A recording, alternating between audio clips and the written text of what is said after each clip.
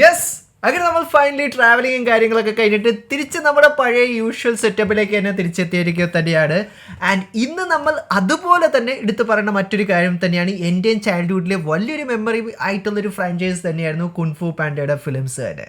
So നമുക്ക് 8 വർഷത്തിന് ശേഷം അതിൻ്റെ ഒരു 4ാമത്തെ ഭാഗമാണ് നമുക്കിപ്പോൾ ആക്ച്വലി ഈ ഒരു സിനിമയിൽ കൂടി നമുക്ക് ലഭിക്കുന്നത്.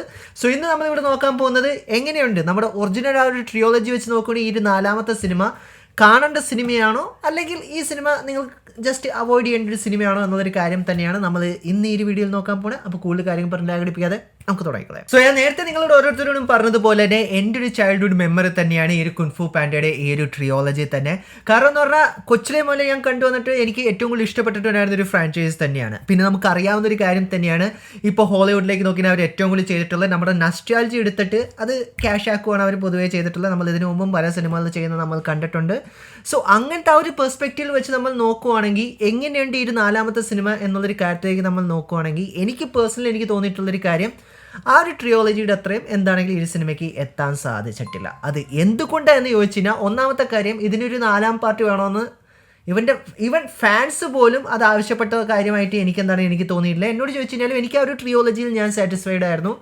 കാരണം അത് കുറേയധികം മെമ്മറീസ് നമ്മുടെ ചൈൽഡ്ഹുഡിൽ ഉണ്ടാക്കി തരാനും അവർക്ക് എന്താണ് സാധിച്ചിട്ടുണ്ട്. എനിക്കിപ്പോഴും ഓർമ്മയുണ്ട്, ഫസ്റ്റ് സിനിമയ്ക്കകത്താണെന്ന് എനിക്ക് തോന്നുന്നു പുള്ളിക്കാരൻ ഡ്രാഗൺ വാരിയർ ആകാൻ പോകുന്ന സമയത്ത് മറ്റൊരു ആമയുടെ അടുത്ത് നിന്നിട്ട് ആമ പറയുന്നൊരു ഡയലോഗുണ്ട്. അതായത് ടുഡേ എന്തായിരുന്നു ആ ഡയലോഗ്, ഞാൻ മറന്നുപോയി. Yesterday was A history, tomorrow was A mystery, today's gift of God, അങ്ങനെ എന്തോ പറഞ്ഞു. ഞാൻ പറഞ്ഞ തെറ്റാണെങ്കിൽ നിങ്ങൾക്ക് താഴെ കമൻറ്റ് ബോക്സിൽ കമൻറ്റ് ചെയ്യാൻ തന്നെയാണ് ആ ഒരു ഡയലോഗ് കറക്റ്റ് എന്താണെന്നുള്ളൊരു കാര്യം തന്നെ.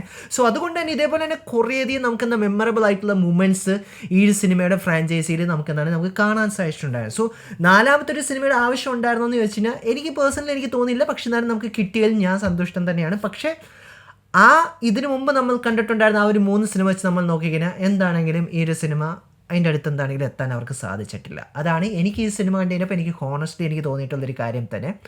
ആൻഡ് ഈ ഒരു സിനിമയ്ക്കകത്ത് അപ്പോൾ എന്താണ് ഇതിൻ്റെ ഏറ്റവും വലിയ ലാക്ക് എന്നൊരു കാര്യമെന്ന് ചോദിച്ചു കഴിഞ്ഞാൽ, നമ്മൾ കണ്ടിട്ടുണ്ടായിരുന്ന ആ ഒരു 3 സിനിമ പോലെയല്ല. അതിനകത്ത് എസ്പെഷ്യലി എടുത്ത് പറയേണ്ട കാര്യം തന്നെയാണ് ഫ്യൂരിയസ് 5. നമുക്കറിയാം ഈ ഒരു സിനിമയ്ക്കകത്ത് എത്രത്തോളം ഇമ്പോർട്ടൻ്റ് ആയിട്ടുള്ള അതായത് ഇവരുടെ ആ ഒരു ടീമായിരുന്നു എന്നുള്ളൊരു കാര്യം തന്നെ.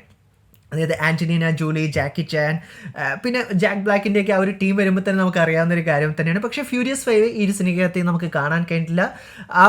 അതുകൊണ്ട് തന്നെ നമുക്ക് ഇന്നത്തെ ആക്ച്വലി കുൻഫു പാൻഡയുടെ ഒരു സൈഡ് കിക്ക് എന്ന് പറഞ്ഞിട്ടുള്ള ഒരു ഫോക്സിൻ്റെ ക്യാരക്ടറിനെ ചെയ്യുന്ന അക്വാഫേനയുടെ ആ ഒരു ക്യാരക്ടറിനെ നമുക്ക് കാണാൻ കഴിഞ്ഞിട്ടുള്ളത്.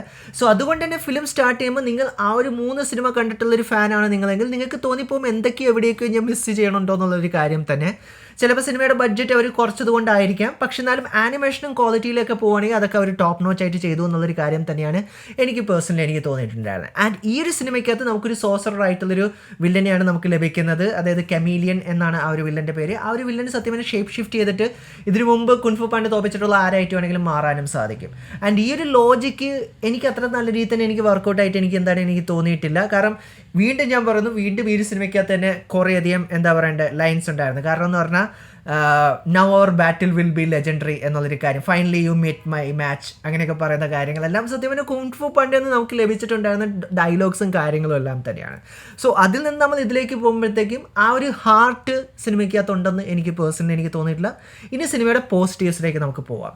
എടുത്തു പറയേണ്ടത് തന്നെയാണ്, ഒരിക്കൽ കൂടി ജാക്ക് ബ്ലാക്ക് പൂവിൻ്റെ ക്യാരക്ടറിനെ കിഡിലനായിട്ടാണ് പുള്ളിക്കാരൻ ചെയ്തിട്ടുണ്ട്. കാരണം എന്ന് പറഞ്ഞാൽ നമ്മൾ ആദ്യത്തെ 1, 2, 3 സിനിമയിൽ നമ്മൾ കണ്ടിട്ടുണ്ടായിരുന്ന ആ ഒരു വേരിയേഷനിൽ പുള്ളിക്കാരൻ എങ്ങനെയാണ് ചെയ്തിട്ടുണ്ടായിരുന്നത് അത് തന്നെയാണ് നമുക്ക് ഇതിനകത്ത് കാണാൻ കഴിഞ്ഞിട്ടുള്ളത്. റീസെൻ്റ്ലി പുള്ളിക്കാരൻ മാരിയോ സിനിമയ്ക്ക് അത് ബ്രൗസറിൻ്റെ റോൾ വരെ ചെയ്തിട്ടുണ്ടായിരുന്നു. സോ ആ ഒരു 2 റോൾ വെച്ച് നോക്കുമ്പോൾ തന്നെ നമുക്ക് മനസ്സിലാക്കാൻ പറ്റും, yes I still remember Jack black എന്നുള്ളൊരു കാര്യം നമുക്ക് എന്താണ് തോന്നിപ്പോകാൻ സാധ്യത വളരെ കൂടുതലാണ്.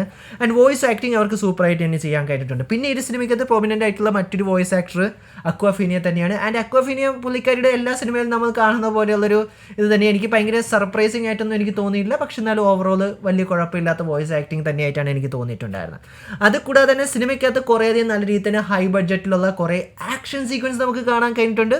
അതും അവർക്ക് ഈ സിനിമയ്ക്കകത്ത് അത്യാവശ്യം നല്ല രീതിയിൽ തന്നെ എക്സിക്യൂട്ട് ചെയ്യാനും സാധിച്ചായിട്ട് എനിക്ക് പേഴ്സണലി എനിക്ക് തോന്നിയിട്ടുണ്ട്. സോ ഇതിനു മുമ്പ് ഇറങ്ങിയിട്ടുണ്ടായിരുന്ന ആ ഒരു ട്രിയോളജിക്കകത്തുള്ള സിനിമയിലേക്ക് നോക്കിക്കഴിഞ്ഞാൽ നമുക്ക് ഒരു കാര്യം എന്താണെങ്കിലും നമുക്ക് ഈസി ആയിട്ട് തന്നെ മനസ്സിലാക്കാൻ പറ്റും. കാരണം എന്ന് പറഞ്ഞാൽ ഇത് തികച്ചും ഒരു കുട്ടികൾക്ക് വേണ്ടി മാത്രം ഇറക്കിയിട്ടുണ്ടായിരുന്ന ഒരു സിനിമയല്ല. കാരണം ഇതിനകത്ത് ഒത്തിരിയധികം രീതിയിലുള്ള മെസ്സേജും കാര്യങ്ങളെല്ലാം നമുക്ക് ഇതിനു മുമ്പ് ഇറങ്ങിയ ഫ്രാഞ്ചൈസിയിൽ നമുക്ക് കാണാൻ സാധിച്ചിട്ടുണ്ട്. പക്ഷേ 4ലേക്ക് നമ്മൾ നോക്കിക്കഴിഞ്ഞാൽ ഇതിനകത്ത് മെസ്സേജും കാര്യങ്ങളൊക്കെ ഉണ്ട്.